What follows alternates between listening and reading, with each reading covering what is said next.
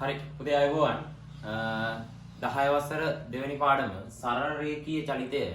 හරි පාඩම පුතේ සම්පූර්ණයෙන්ම අදාළ තියරි කොටස් ටික ඔක්කොම ටික එක වීඩියෝ එකකින් සාකච්ඡා කරන්න යන්නේ. එතකොට පුතේ ඔයාලට ඔක නිතර වීඩියෝ එක බල හරි නොතේරෙන තැන් ටික ආයෙ බැලුව හැකි. හරි පුතේ මේ පාඩම පුරාවටම භෞතික රාශි ටිකක් සාකච්ඡා කරනවා. හරි පුතේ පළවෙනි කතා කරන භෞතික රාශිය දුර. ආයි කතා කරනවා පුතේ විස්ථාපනය කියලා භෞතික රාශියක්. ඊට පස්සේ වේගය, ප්‍රවේගය සහ ත්වරණය. හරි පුතේ මෙන්න මේ භෞතික රාශි ටිකයි ඊට පස්සේ පුතේ ප්‍රවේග කාල ප්‍රස්ථාරයි විස්ථාපන කාල ප්‍රස්ථාරයි කියන ප්‍රස්ථාර වර්ග දෙකයි. හරි මේ පාඩම පුරාවටම කතා කරන්න පුතේ.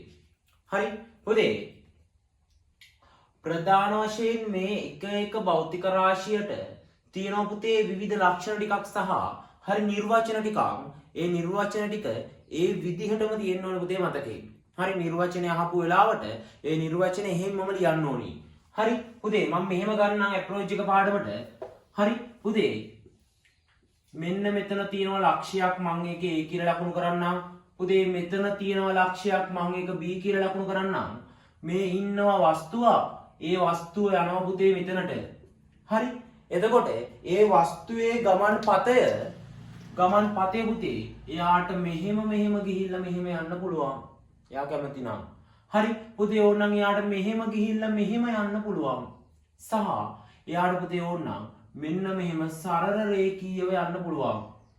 හරි පුතේ බලන්නකෝ මෙහෙම යනකොට හරි පුතේ එකම දිශාවක් නෑ නේද එකක් කොයි අතටවත්. බලන්න මෙතනින් ගමන පටන් ගන්නවා දිශාව මෙහෙට. ආයි මෙතනින් ගමන පටන් ගන්නවා දිශාව මෙහෙට. ආයි පටන් ගන්නවා පුතේ දිශාව මෙහෙට. ආයි මෙහෙට. පුතේ එහෙනම් මේ ගිහිල්ලා තියෙන විදිහට පුතේ දිශාවක් නැද්ද? නෑ පුතේ එහෙම කියනවා නම් වැරදි. දිශාවක් හැම වෙලේම තියෙනවා. නැත්තේ නිශ්චිත දිශාවක්. හරි වචනය ලකුණු දෙන නිශ්චිත නැත්ති පුතේ නිශ්චිත දිශාවක්. හරි පුතේ මෙන්න මේ හැරිලා ගිහිල්ලා තියෙන එකට කියනවා පුතේ දුර කියලා. හරි පුතේ ඊට පස්සේ මෙන්න මේ ලක්ෂ දෙක අතර හරි සරල රේඛාවක් කියලා කියන්නේ මේ ලක්ෂ දෙක අතර තියෙන්න පුළුවන් කුඩාම දුර නේද? කෙටිම දුර නේද? මීට වඩා කෙටි දුරක් තියෙන්න බෑ. පුතේ එහෙනම් මෙන්න මේ ලක්ෂ දෙක අතර තියෙන කෙටිම දුරට අපි කියනවා පුතේ විස්ථාපනය කියලා. කෙටිම දුරට කියනවා පුතේ විස්ථාපනය කියලා.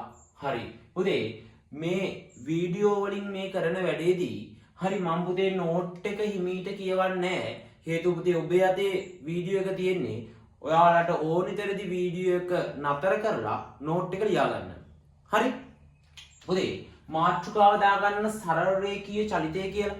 හරි මාතෘකාව සරල රේඛීය චලිතය කියලා දාලා පුතේ අනුමාතෘකාවට දාගන්න දුර කියලා.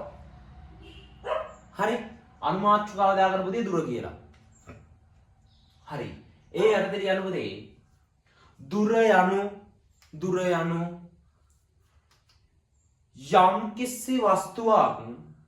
දුර යනු යම්කිසි වස්තුවක් විවිධ දිශා ඔස්සේ විවිධ දිශා ඔස්සේ ගෙවා යන ගමන් මගේ දිග වේ. දුර යනු යම්කිසි වස්තුවක් විවිධ දිශා ඔස්සේ ගෙවා යන ගමන් මගේ දිග වේ. හරි පුතේ මේ බලන්නකෝ මෙයා වස්තුව හරි මෙතන ඉඳලා එයා යනවා මෙතනට. හරි එතකොට පුතේ දිශාව නිශ්චිත නෑ. හැබැයි හැම වෙලේම දිශාවක් තියෙනවා. මේ යම් කිසි වස්තුවක් විවිධ දිශා ඔස්සේ ගෙවා යන ගමන් මගේ දිග දුර නම් වේ. හරි පුතේ ඒකම දුර මයින්නවා අපි එක වලින් පුතේ. හරි කිලෝමීටර් වලින් මයින්නවා, මීටර් වලින් මයින්නවා, සෙන්ටිමීටර් වලින් මයින්නවා, මිලිමීටර් වලින් මයින්නවා. පුතේ ගොඩක් ඒකක වලින් දුර මයින්නවා. හැබැයි පුතේ දුර මනින අන්තර්ජාතික සම්මත ඒකකය අන්තර්ජාතික සම්මත ඒකකය නැත්තම් පුතේ මේකට කියනවා SI ඒකකය කියලා. SI ඒකකය මීටර පුතේ. හරි. දුරක් කියලා කිව්වේ යම් කිසි වස්තුවක් විවිධ දිශා ඔස්සේ ගෙවා යන ගමන් මගේ දිගට. හරි පුතේ දුරමයින්නවා ඒකක ගොඩකින් දුරමනින අන්තර්ජාතික සම්මත ඒකකයවත් SI ඒකකය මීටර පුතේ. හරි හරි පුතේ එහෙනම් ඊළඟ පොයින්ට් එක ලියාගන්න. දුරමනින ඒකක රැසක් තිබුණද දුරමනින ඒකක රැසක් තිබුණද දුරමනින අන්තර්ජාතික සම්මත ඒකකය මීටර වේ. අන්තර්ජාතික සම්මත ඒකකය මීටර වේ. හරි හරි පුතේ ඒකම බලන්නකෝ මං චූටි කතන්දරයක් කියාගෙන යන්නම්. මම මේ කියන කතාව පුතේ අඳුරු මතකයක් විදිහට හිතේ තියාගන්න. හරි මේ පාඩම සාකච්ඡා කරලා මැද හරියදී ඔයාලට මේ කියන එක මතක් වෙයි. හරි පුතේ බලන්න දුරට තියෙනවා දිශාවක් නැහැ පුතේ නිශ්චිත දිශාවක්. ඒ වගේම දුරට තියෙනවා මොකද්ද? විශාලත්වයක්. එහෙනම් පුතේ දුරට විශාලත්වයක් තියෙනවා දිශාවකුත් තියෙනවා නිශ්චිත දිශාවක් නැහැ. හරි පුතේ ඊට පස්සේ මම එන්නම් විස්ථාපනයේට.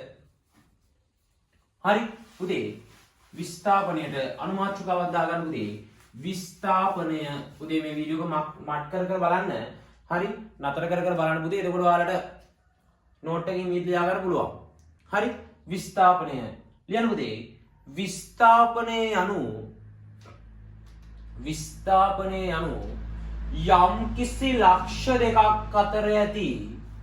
යම් කිසි ලක්ෂ දෙකක් අතර ඇති කෙටිම දුර වේ.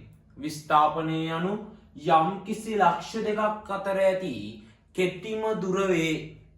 හරි ඒ කියන්නේ පුතේ මේ ලක්ෂයයි අතර තියෙන කෙටිම දුර විස්ථාපනය.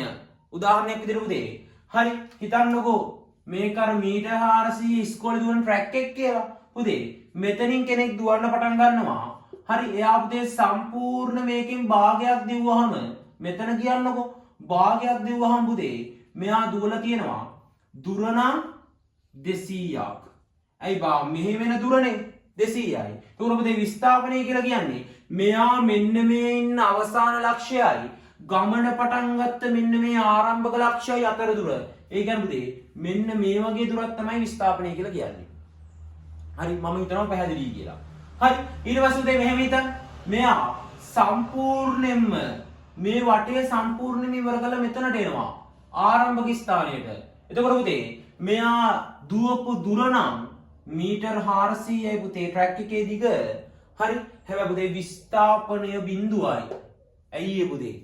ආරම්භක ලක්ෂයයි අවසාන ලක්ෂයයි දෙකම එක තැන. හරි ඒ හින්දා පුතේ විස්ථාපනය බිඳුවයි. පටන් ගත්තෙත් මෙතනින් ඉවර කරෙත් මෙතනින්. එහෙනම් පුතේ විස්ථාපනය ශූන්‍යයි බිඳුවයි. හරි පුතේ ඊට පස්සේ ලියන්න විස්ථාපනයටත්. හරි පුතේ විස්ථාපනය කියන්නේ දුරක්නේ. හරි එහෙනම් පුතේ ඊළඟ පොයින්ට් එක ලියන්න.